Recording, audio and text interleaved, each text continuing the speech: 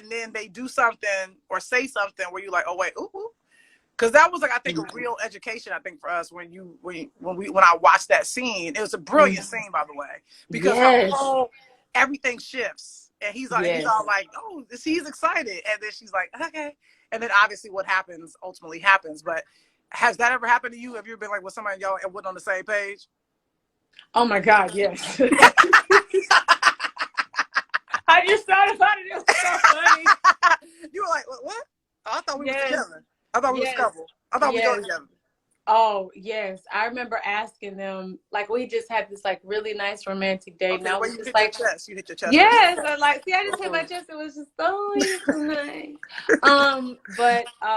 Yeah, I remember asking, like, well, you know, what's going on with us? And he's like, oh, I thought we were just having fun. And I was like, yeah, we're just having fun.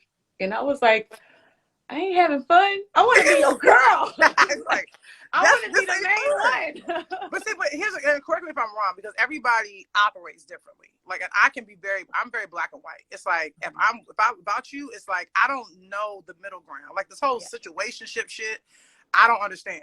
Or kicking it, I'm like, what does that mean? What we kicking? What are the rules? Yeah. What's happening? Like, are you a person that's like black and white too? You know, it feels like, it's like you black and white. It's like, but it does feel like now people want to keep their options open, or people are afraid to commit because I remember Steve Harvey had the book where he was being very black and white, or the book, he's just not that into you. Mm-hmm. Do you think it's just that simple in terms of, if a person is not like, we're in, I'm doing this, do you believe a person shouldn't give them a chance, or do you think you should let the people, well, let me wait this out and see? Don't wait. What you waiting for? That's what I feel. I don't think you should wait. I just feel like, you know, you have to, well, one, I think in whatever it is that you go into, you have to know where you stand, and don't come to somebody else's party. Like, you know, this should be a shared experience, whatever it is. I don't think that it should just be one-sided, and you have to tell that person, because if you don't, you're going to sit in something by yourself with your own set of feelings, and you're going to be upset later that they don't have those feelings. So it just becomes really tricky. Yeah. And sometimes I think people Hey, Jay Shetty. I think sometimes people can want to be with someone so desperately that they will like give up things that they want. Yeah. You know what I'm saying? Because I think sometimes too, like, there'll be certain couples where a person wants to get married, other person doesn't. And they're like, okay, I can go without getting married then. Or a person wants to have kids and the person doesn't. And they're like, oh, you know what? I don't know if I need kids. So I think sometimes it's like, you got to determine for yourself, is this person worth me giving up things that I actually want? Yeah. Yeah. I think it'd be really tough. I think that that's real good, sis. I mean, when you start to see the red flag, don't ignore it. I wish somebody would have told me that in my 20s. Shout out.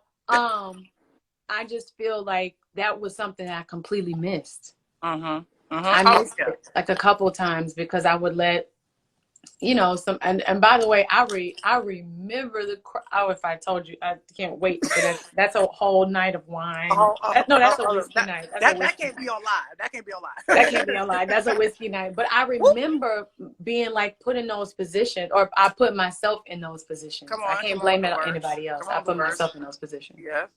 No, I hear you.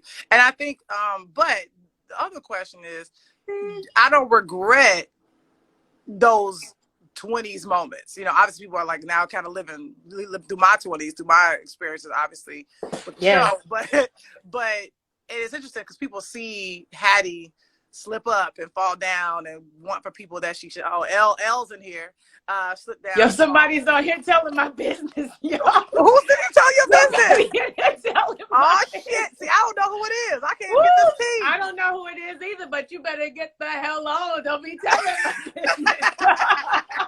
Kelly's like, get out the comment. Get out this conversation. No, you know, but it's like, I do think, because obviously people sometimes like are like yelling at Hattie, but rooting for her and this and that. But I also sometimes want to tell the audience, like, let her stumble, let her fall, let her get bruised. Because I know the only thing is the girl who she's having like the first of all, I was so happy and proud of Hattie when she had her girl in the bed Yes. And the other girl called her and she was like, so and what? I was so happy for her for that moment. I may have done that at some point in my life, but it's about, I'm very proud of you. It's about, but the other thing though, which I'll admit, it was like me trying to get over, somebody else, trying to distract myself. But I also think that's fair as long as you're being honest with the person you kind of having fun with. You kind of like, look, like I'm in a situation, I want to have a good time. And if that person's like, okay, cool, I can have a good time too. I think it goes back to what you were saying about just being super blunt and honest with who you having fun with, so that way they have a say in it. But that's all. And I don't want to say I know the rules. I don't, but I definitely think that it was really about, in my 20s, trying to navigate. And also too, when you're a queer person, particularly my generation, we didn't get to be queer in high school. Right. We didn't get to go to prom with somebody we actually wanted to have sex with. I just have to come with Don, but it's like that. And so there's a bit of a delayed adolescence when you're in a relationship as a queer person. I think it's something that people don't often think about. I've never thought about that. That's so true. Because we in high school wanting to be gay, but can't really be, you know what I'm saying? This new generation, thank God. I see Patrick and Polka's in here too. This new generation, these kids are like, oh yeah, I'm out. I'm like, how old are you? 14? What? Yeah. Like, okay. So it's like, so I didn't come out until I was in my 20s, living out in Los Angeles. And so, and that's why for me, like that's why I want that character to be so free with who she is. Cause I know. I love that about her. She's like, this is what it is, but she's discovering who she is in relationships. That's for the first time. That's true. Ooh, this is so good. Yeah, it's like she's discovering that because she didn't get to play that way. And so that's why sometimes I even allow myself more room and space because I didn't get to go through the bumps and falls that people go through when they're in high school and in college. Even in college, I was still like trying to figure out my shit. But even if you're a person who is, heterosexual or identifies as heterosexual, when you're in your 20s, it's sort of, you're not really an adult yet. You know what I mean? No, you don't know anything. You don't know anything. Yeah, you grown, you free to go do what you want, but you're still like a kid and you're not emotionally intelligent enough to, like you said, see red flags and pick up on things. But also I love that you found your person. You were like, okay, this is my person. We have a kid. And people don't also realize it's almost like finding success. But people say, oh, you want an Emmy, great. It's like, yeah, but then after that, the work begins. Facts. So it's like getting married. It's like, oh, then the shit comes out. Then it's like, oh, okay. People think, oh, this is the happy ending. It's like no. Let me tell you something. Go ahead. I've hold on. Get your coffee. Get your coffee. Oh, this is. Oh, that's it here. Hey, how you do that? Oh shit! I ain't know you was so loud. Tell him I said what up. Tim, Lita said what up. He playing. Tim, what up, G? What? Okay. He's playing how you do that there. Why is he like? Okay, hold on. L had a question. L was like about to get it. She said, "What's up, L?" She said, "Did you have a similar delayed experience since you were in because you were in you became well known very young. So I think she's kind of asking like, and correct me if I'm wrong, L, but you saying experience since she was in DC so young. Did that might have that could have actually had a similar effect. It's not the same, but you have a unique experience dating as a young person." No. You were still going through shit. You were like, yes. I mean, I was like, it's so funny. Somebody just asked me a similar question the other day, and the interesting thing is that like because I was, of course, in the group, and we were having this fame, it was trying to figure out who was who. You know what I mean? And if they really liked me or, right. Did they want to get with one of the other? I was still insecure because I'm still a teenager. You know what I mean? And coming into my 20s, do they really like me? Or I think they want to get with, Michelle or at that time it was Latavi because Latavi got a shave and Latoya because she's, you know what I mean? Like I was going through all of that and I was still going through, well, she's more fair than me. I was going through all of that. I was going through all of that, or I don't know. I was so insecure. You know what I mean? But I had to keep it together. Yes. But I was going through all of my stuff, and it was just, just coming into all of that. And because I wasn't. Here's the thing about your 20s: because you're still finding your way, people that come along that way, if they're not very like sure who they are too, they might try to bring you in on their little lost path. And wow. then you like you already in your stuff, but then you like in their stuff too. So it just becomes toxic. Yeah. If you let it. If you let it. Yeah. When did you have a breakthrough? Now, mind you, no one ever, I want to be very clear, none of us know, no one is an expert on love. Now, I know people write books about it and all that kind of shit. There's no expert. But there's just not. You can't. But I will ask, but we as people, I think, have breakthroughs about love. Yes. So when did you get to a place where you were confident, you were clear on who you were, you stepped out on your own because you had hits of your own, and you became this entity of your onto yourself. Yeah. When did you find a breakthrough about love in the midst of all that, where you kind of go, okay, I got it? Oh, you like still waiting for that moment. Because it's several. I'm thinking about several. You had some breakthroughs because you still married, you got the kid, y'all doing the thing. I could not be prouder of you every time I see y'all out, and you know. Thank you. But wait, you talking about before Tim or like the first dose of love? Well, I mean, like how do you get to Tim? To me, you have to have a breakthrough in order to get to that place. Or you probably had multiple breakthroughs. Oh, I had so many breakthroughs.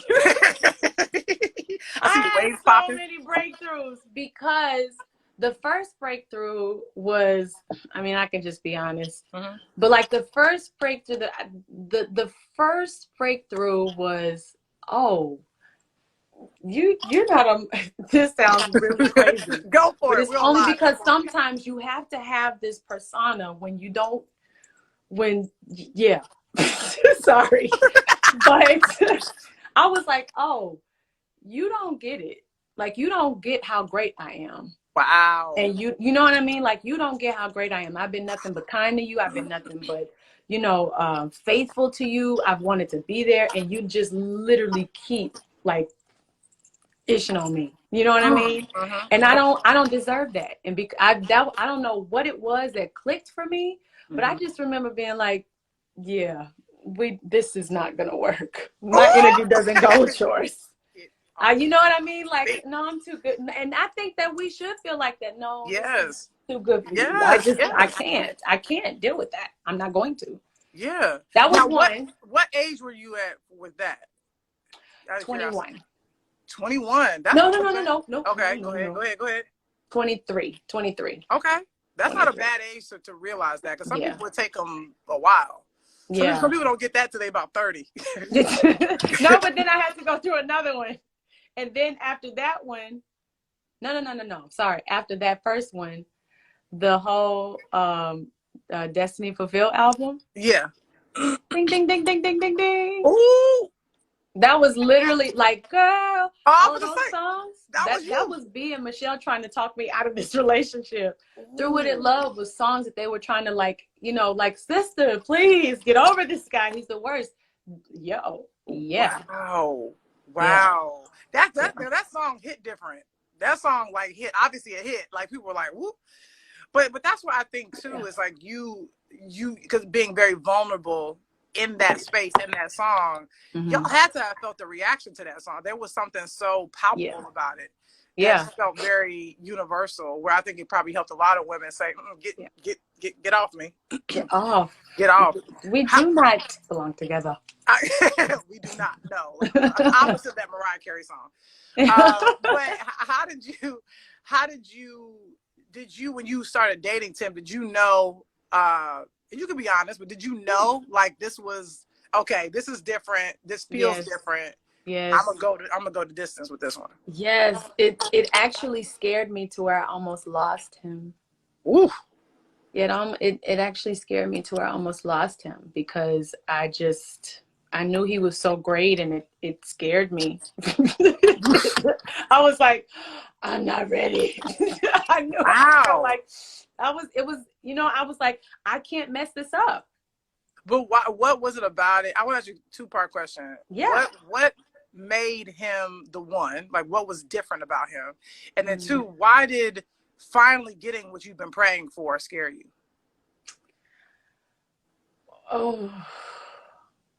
Finally getting what I prayed for, it scared me, because I was still ironing my stuff out. And I was in a very interesting place in my life at that time. So I was hoping I wasn't going to self-sabotage. Wow. So that's one. And what's the first part of the question? What was it about him that made you say, "Oh, this one is different"? You know, this is the one.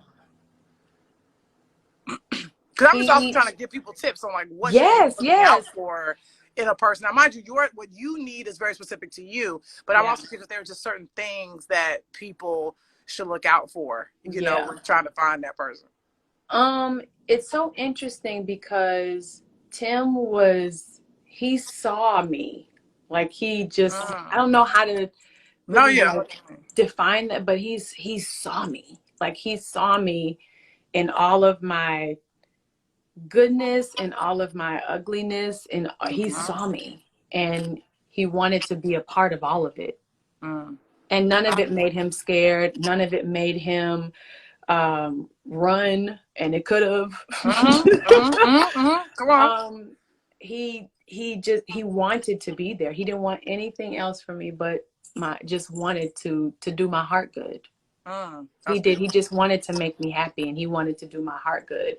And that's what he cared about. Because I didn't grow up with my father, like he didn't want to take advantage of that. He wanted to nurture, like not nurture that, but like heal it. You know what I mean? Appointment on it. Yeah, he literally wanted to heal it, and he wanted to be my hero. And he definitely rose to the occasion, and he continues to rise to the occasion, and he is just an incredible man.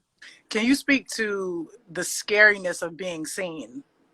Because I think people, it's real. Like I when you said that, I was like, wow, that's beautiful. But there's nothing scarier than a person seeing all of you. And I think sometimes when someone really sees you, your first instinct is to run. Yes. And so I totally agree with you in that a person could meet their soulmate and run away from them. Yes. Because nothing challenges you more than to actually be with the love of your life. And I think that's why a lot of people choose to be with people that aren't the love of their lives. Yeah. Because it's so much easier. Yeah. Well, it's easier. You can just play in the shallow end of the pool. Yeah. If you want to play in the shallow end of the pool in marriage, good luck with that in a year. Good luck with that in 2 years. Good luck with that, so forth and so forth and so forth. Because the truth is that you're gonna want something. Like I don't think, as the vessels that we are, we need that.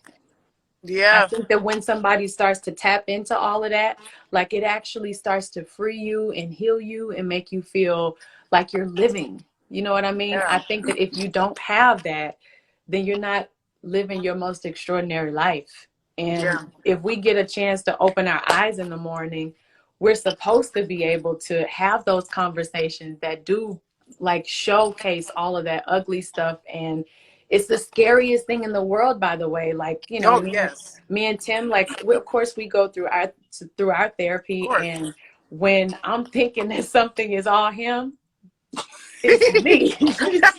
And by the way, like we had, and so forth, like we can say when, you know, we're both wrong, but this last one, I was like this. Ooh. I was so mad. I was so mad because like in my head, I just knew it was him. And it was like, no, boo-boo, go look in the mirror. That's your ass. You go for that. Go on. So I had to like really have some humility and allow us to have these deep conversations, and the stuff that you feel like is ugly is actually the stuff that you should look at again and try to find all the gems that you can from it. Because the truth is it just needs to be like kind of rubbed out a little bit. Like it needs to be like rock. When you find a rock and you have to put it in that like dirt machine and turn it and turn it and turn it and turn it. And in that turning process, it bumps into other rocks and starts to like filter out. And then you come out and it's this jewel. Yeah. And it's shiny. And it's, you know what I mean? Like you have to go through that stuff and through that ugly stuff to find all the life lessons, which become gems. And I just am so grateful for that moment. And by the way, I'm still learning it. I'm not perfect. And every day I learn something new about myself, something ugly that I don't like, and something that I you just learn. Same. Yeah. And look, I've been through couples therapy. And so even though sometimes if it doesn't work out the way you want it to, I think, and we both have talked about how couples therapy is so helpful. And I think a lot of people are afraid of it. They think it means that, oh, we about to break up. And sometimes a couples therapist can also help you, part ways with someone if that's what was needed, but they can help you come together with the person. But I will say, I think all the relationships that you were in prior to Tim, I think, and you probably can agree with this, helped prepared you for the relationship with Tim, because you wouldn't want to go into that like having to learn all those lessons. So that's why I was trying to tell people, it's like, be grateful for the breakups, be grateful for all the frogs you got to kiss. Because, it's like, I never would have chosen my husband possibly had I gone through all of that stuff. I know. Yes. The person who I was at the top of 20, just like, no, I'm going to find this, and this means a lot to me. And like, I just know all of that. Yep. You're going to miss right on out. Yeah, I mean, it's real. And also too, it's like, I heard this quote from a friend of a friend that they heard from somebody else saying, to thank those that hurt you. Thank those that hurt you. That was a word to me. I don't know who that can be a word to out here, but appreciate those that hurt you, because you learn more from that. Funny enough, because that's how you learn. When someone loves on you, you can, like, because also too, I really believe we shouldn't take anything personally. However a person treats us is a reflection of them. Oh no, I do take things personal. I don't mean I'm like the most Aquarian sensitive bride you ever I'm sensitive too. I'm super sensitive. But I think because I'm so sensitive, like I can't like for example, if somebody is to leave a shady comment in this section right here, right? That is not a reflection on myself. That's not a reflection on you. It's a reflection of them. Because it means that there's a hurt, there's a pain that they're dealing with. And rather than deal with it, they do what? They project it and get transferred. And so that's why, to me, it's like we thank those that want to be nasty, because the truth is there's a wound that they aren't putting ointment on. Oh my gosh, you are gonna really freak me out right now, because funny enough, me and Michelle, we have our Bibles. Well, we had a Bible study this morning. First of all, yes, Bible study. We had a Bible study. Give me a word. We did first thing in this morning, and I was telling her about something that somebody told me, and the pastor said that your enemies hold the secret to your future. And I said, wait. How? Like, literally, I remember being there, and he said, yes, because when somebody tells you something that you can't do, it's the very thing that they're looking at in you that they're scared to see come out. If that makes any sense. Say it one more time. Bring it back. So if somebody says, oh my God, that's just the worst script I've ever seen. Let me take a double look at this, because there's like, I mean, no, or they tell you you're not talented, or they tell you you're not beautiful, or they're telling you you're not great. They're telling you everything that you're not.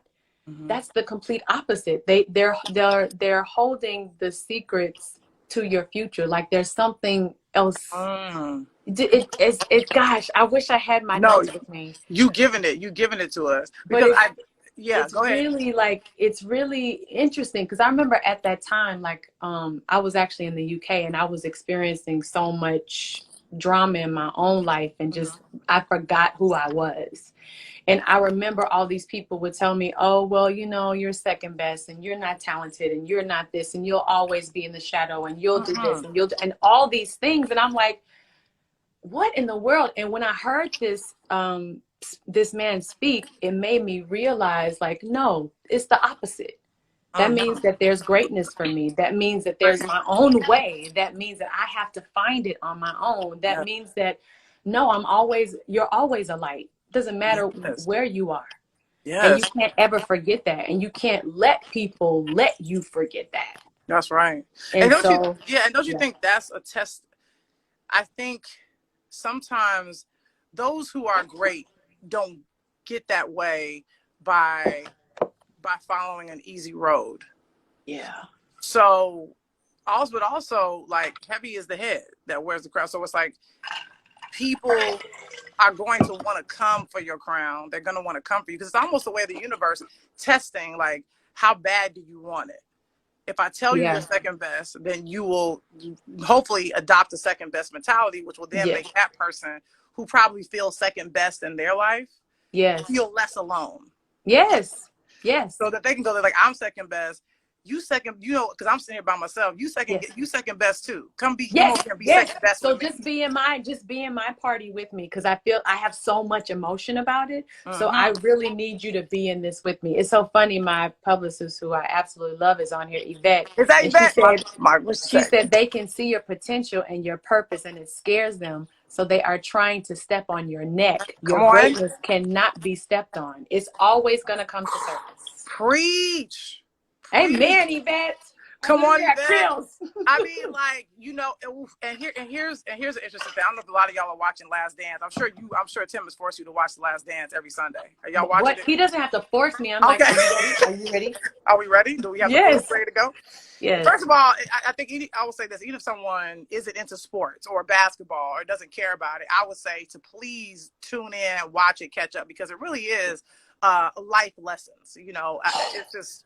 I mean, come on. One of my biggest takeaways from it was when Michael was very early in his career and suffered the foot injury. So they didn't want to risk him like literally killing his whole career. So he could only play for 14 minutes, you know, per game, which of course, like he wanted to kill somebody. But think about it. He had to go in the game then and be amazing for 14 minutes. And he was. So to me, it's like, what are you doing with 14 minutes? What could a person do with 14 minutes? You know, and look what he did with his.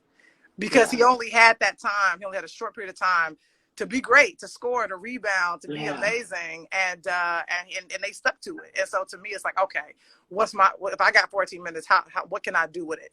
But also, too, I think another thing that I learned, like when Isaiah didn't shake his hand, and I'm a Chicago girl, Isaiah from Chicago. I mean, it's a whole thing. Isaiah and Michael, it'll never be. Okay, it'll never be. It's fine.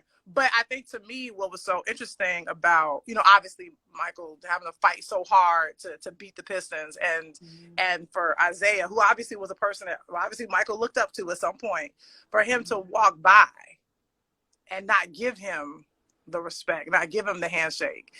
So, like, Michael, in a way, he probably did internalize it, but there was an element of like, because Isaiah could have ruined that moment. Yeah. And it became a famous moment, obviously.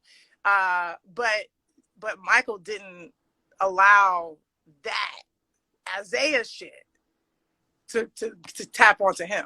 Right. Because he's like, it's still a win. Yes. But and I think about, and now I hope people can see, and it's like, I'm not trying to shade Isaiah Thomas. It's all good. Everybody has what they got. And if they take it like that, then they just ridiculous. It's whatever. It's not what it is. But to me, it's like when we have opportunities to lift someone up and to congratulate them and to pass the torch, why not take it? Yes. Why not take that opportunity to lift someone up? And I bet Isaiah wouldn't admit this, but if he could rewind time. You know what I'm saying? Because in essence, like, there are people like the Supremes have to pass the torch on to y'all. You know what I'm saying? Like, there are people, like, you know, it's like Donna Summer had to pass the torch on to you. Like, there has to be a new person. Yes. You know what I mean? So it's like, to me, it's like you have all those elements. You've been influenced by all those people that have come before you. Yes. Yes. So a person, in a way, should be say thank you for carrying on the legacy. Yes. Of what it means to be brown skinned and sexy and soulful. And that's what I meant when I would say to you, like, we miss your presence. Thanks, sis. Because like you bring something that is so, like, so many young women see themselves in you. And you give them the permission to be sexy. You give them the permission, you know, to be bright, to smile, to be confident, to also to have a family. Yeah. While being, you know, this powerhouse person. And so I think what I sort of look at that is, and I take it from the whole Last Dance thing, is like, oh, it's okay to carry the torch, but sometimes you got to know how to pass it gracefully. Yes. Yes. I think that, like, you know, I think that that's ego that gets in the way. of course, with that. And I think people have this idea of space as if when they come into their space, and it seems like it's received beautifully, they like to be seen there. But I remember a person that I know said, when you share the light, you sparkle brighter. And I do believe that to be true. And I believe that you have to be absolutely fulfilled. You know what I mean? You have to be fulfilled as a person, as a performer, because we all are in some space. But you have to be fulfilled and be able to be that fulfilled to allow someone to come in. If you don't, and there's a shortage, then you might feel away because you feel like you're not done with whatever that is. And that might be what that is. I can definitely say, I don't know if it was necessarily society, but just being a girl, I think that sometimes women, I'm just going to say it, women have done that to each other. Preach. Women have done that to each other. And I think that we owe each other better than that. You know, if I see someone that is like, whether they write I see the whole Meghan Markle thing, where it was a woman or somebody that started all of that stuff with her. Yeah. That's evil. Yeah. We're not supposed to be doing that to each other as women. Right. Period. Like, because we need each other. Yes. You know what I mean? I know we just bumped into basketball and went to Meghan Markle. No, I'm with it because I have a thing too about Black people is that, like, no matter how much I can't stand a Black person, I always say we could be cousins. Because the way they was, you know, playing, like, you know, they were just like playing blackjack with us on these plantations. So like they were like, you go here, you go there. We don't know. So it's like a person that like you could be writing a negative comment on a post of somebody you could be related to. So, and I just think, to me, like, we really are all we have. Yes. As a community. And our great, I love Melina would always say, like, our greatest weapon against oppression is unity. Unity. Oh, yes. Yes. It's unity. And I love, there's a joke. I wrote a piece about this. I use it as a quote. I wrote it. I can't remember what I was writing it for. But there's a line in this movie called The Great White Hype. It's a very, like, little people like it's nuts. But there's a joke in there, like, saying the great white heavyweight. That's like saying Black unity. Oh, wow. And it was like, and the joke is like kind of silly, but it's like, but you also think about it, it's like just the impossibility of the idea of Black people coming together. It's like, terrible. It's like, because I think for the most part we can rally, but it's always one. It's some Black person out there that's like, Black Panther's okay. There's a Black person out there that's like, Black Panther's just all right. It's like there's somebody out there. It's like, okay, good. It's like Thriller was cool. You know what I'm saying? It's like, how do we get all of us to, like, together? That agree? It's crazy. Like, what is happening? Like, I hate seeing Black people fight each other. Like, it really kills me. Yeah, it kills me. And my thing is like, even if we don't like, do it in private. Like, do it in the cuts. Can you go whoop that over there? It's like, do it over there. Because it's like, look, like, I get it, like, the whole controversy with Black as Fuck. Like, I know it was a conversation. I know it was a whole thing. Although a lot of people are saying they enjoyed the episode I'm in. Cool, great. But but I think, to me, it's like, and I'm all about people having opinions and all that kind of stuff. But it's just sort of like, you know, I don't remember Black folks going at Django Unchained. You know what I'm saying? It's like, It's like, I wonder if a Black person made Django, it would have gotten ripped. Like, a whole new one. I think it would have got ripped. A whole new one. But it's like, you know, but then there's also the debate about, like, you know, do we always have to support each other no matter what? You know, what is that? And it's a real conversation that we kind of have to have. But I do feel like, you know, we can be tough on each other. And it's crazy because, like, the world is tough on us already. So it's interesting, when Black folk walk out the door, we go to war. Yeah. And then, but it's like, but then when we walk into our communities, we go to war too. So it's like, we never get to put down the sword and the shield. Yeah. And I think to me, what I'd love to see is us sometimes like maybe cutting each other some slack here and there. Yeah. As much as we can, just because. Yeah.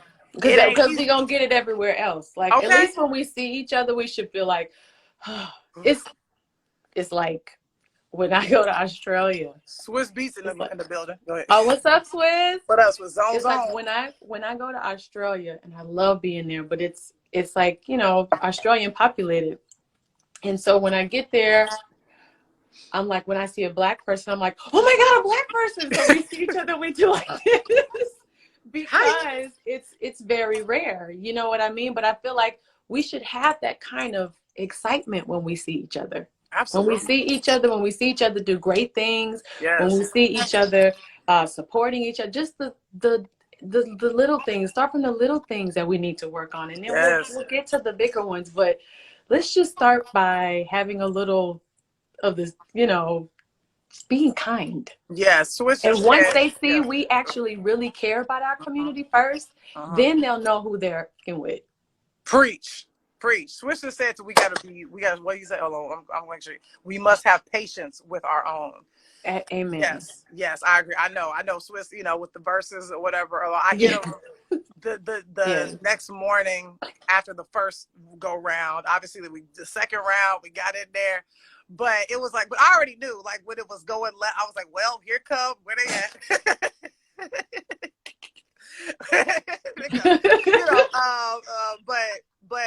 But I think to me though, what we also got to celebrate the fact that Swiss and Tim came together. 2 Black men came together and showed how. Because the cool thing about Versus is that it's showing the power of Black music. Yes, the power of Black music, and what happens when people that may think, oh, these two are enemies or these two beef, and it's like actually there's a lot of mutual respect, and a lot of love there. Who would you do a versus with? Like, who would you what would the versus be? Like, was there a person like you would go, I could go toe to toe with this person? See, you and Tony Braxton doing a versus? What's up? I don't know. I'm just going by your tone. Y'all got that Anita Baker tone. No, no. I don't know, actually. I don't know. I don't think I'd want to do it. I just don't. You be too nice. You be jamming too much of the other person's song. We be like, Kelly, get your next thing ready. Damn it! Like, okay, come on now. I give him a dilemma. But it's like, but like, I did pitch to Swiss. I said Erykah Badu versus Jill Scott. And what's crazy to me, and everybody's always done that to them. I know. You know what I mean? But they love each other. That's I know, and I love that about them. That's known. They make that very clear. Yeah. I just recently revisited, and I'd love to hear your quarantine recommendations. I just revisited Dave Chappelle's Block Party, which if you haven't seen it, you should watch it. It's available on iTunes. Okay. It's the coolest. Like, have you seen it? Mm-mm. What? No, I haven't seen Block Party. Oh my God. You and Tim. Rate that shit. Ask Tim if he's seen it. He's seen it. Yeah. He downstairs. Okay, he tripping. Him downstairs. Yo, Dave Chappelle Block Party. I hope the comments are down right now. Dave Chappelle's Block Party. Girl, it's a concert with like Common. The Roots is the band. Like, is Common, Erykah Badu, Jill Scott. Oh, Block Party. No, I still haven't seen it. But Tim. Lala's in the building. Oh yeah, Lala said. Hey, she said you be too nice in a battle. I agree. First of all. Oh, that's right. Swiss is saying it's not a battle. It's an educated celebration for the creatives. Okay, Swiss. Okay. That's nice. That's nicely said, Swiss. It is versus though. It's like, you're right. It's not a battle. Because it's true. I feel like they don't really always crown a winner. So it's kind of almost like free. Like, I'm gonna play my catalog. You play your catalog. People get reminded, and it's kind of almost like what happens on Unsung. Do you watch Unsung? Yes. Unsung is my shit. Yeah. I always feel bad when that moment happens, when it's like 92, when the music changes, and it's always like, dang it. It's like, oh, damn. Because they like, because it's tough. Cause yes, but it is. but the thing is like whenever an unsung episode happens, iTunes it's like, why is like Avant like why all the songs downloaded from Avant? It's like because he just had unsung. Yeah. So that's the other cool thing about Versus, I think, that's is so that true. the people, you kind of get reminded like, oh shit, let me go download this, or do I have that album, or I haven't listened to that in a while. But also the best part is, I didn't know they wrote that, or I didn't know they did that. Babyface was like killing all of us because he's like I don't think y'all are aware how much shit I've actually written. It's not even that. Like, first of all, I'm like, where's Jimmy and Terry in all of this? Yo, that's a Swiss question. Swiss, where's Jimmy and Terry in all of this? I know. Because honestly, real shit. I like, that is hard. Yeah. That is really hard. Like, I mean, when you start to think about their catalog, oh man, yeah. I mean, hard. It's nuts. But definitely, please watch Block Party. But I brought that up just because it's a beautiful moment where, and I don't want to give it away if y'all haven't seen it, and I can't give anything away because it's so dope. Okay. Oh, Swiss said they're on deck. Hold on, wait, I'm getting my sweatshirt. Hold on. Go ahead. And Swiss said they're on deck. But there's a moment, it's a beautiful moment when Jill is performing "You Got Me" with the Roots, who, as some people may know, she's the original vocalist on that song. Oh yes, what's it saying? It's time for the ladies. It's time for the ladies. Oh shit. Okay. This is amazing. You up here by yourself? Come on now. It's squad. Try. You know. We got to do it for the tribe. Come on, man. Get you some.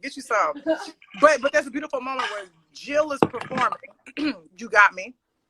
Like I said, it's the original vocalist on that song, but people know the single that was on the radio. Erykah Badu is on the song. So Jill's up there performing, singing, sounding amazing. And then Erykah, in a beautiful sisterly way, comes and joins her, and they both do the chorus. And you got Black Thought like going like, oh my God. I can't believe you ain't seen this. It's the most amazing thing. And then Dave, and in between like musical performance, Dave Chappelle's coming out there being funny and silly, and being like, okay, and then the whole thing gets wrapped up with the Fugees. Oh wow, I love how much Dave Chappelle loves music. Oh my God, he incorporates it in so much, like, and it really is like real hip hop, like, you know what I mean? Like, he just has this. Yes, richness about his taste, and I really love that about Dave Chappelle. He has beautiful taste, and I went to a party of his. Like, that's what I was like. If you ever have an opportunity, like, go to a Dave Chappelle party, because so much fun. It's like let me tell you something. I leave at 4 a.m. and they're still getting started, and I'm going like, I got to get out of here. But talk about the love of music. So I go, it's in this house. He like rents this house and like says like, come to this party, whatever. So like I go, and it's like Jimmy Kimmel's there. It's like nuts. Right. So it's like, so I go upstairs where he is, and like John Mayer is like playing guitar, and Dave has a mic, and he's like, Roxanne. John Mayer starts playing it, and I was like, Evan Ross is there. I was like, what's happening? But he really does. He has such a love for music. And people also, another quarantine recommendation is check out his award ceremony for when he got the Mark Twain Award. That's on Netflix. It's on Netflix. It's on Netflix, and it's a beautiful watch. And he says that his mom said something to him that she was like, and I don't want to paraphrase and get this wrong. If somebody's seen it, please help me out. But he basically says, continue to act like a lion so you can be the lamb you really are. Right? Yes. She said, continue to act like a lion so you can be the lamb that you really are. Wow. Right. And you have to watch it, because he says it, because mind you, she's in the balcony. He's on stage giving and he says that to her, and she mouths it. He's like, what did you used to always tell me? And I'm still breaking down what it means, and I cannot wait till I see him again to like really. And he probably ain't gonna break it down for me great, because he's gonna be like, "Look, take it for what it is." He's gonna be like, "Take it for what it is." But it just, I think I get what it means, which is like sometimes you have to roar and fight and yell and build a space around yourself so you can actually go back to being a lamb. Yes, that's exactly how I took it. Like, you need to like actually present the lion, but in order to keep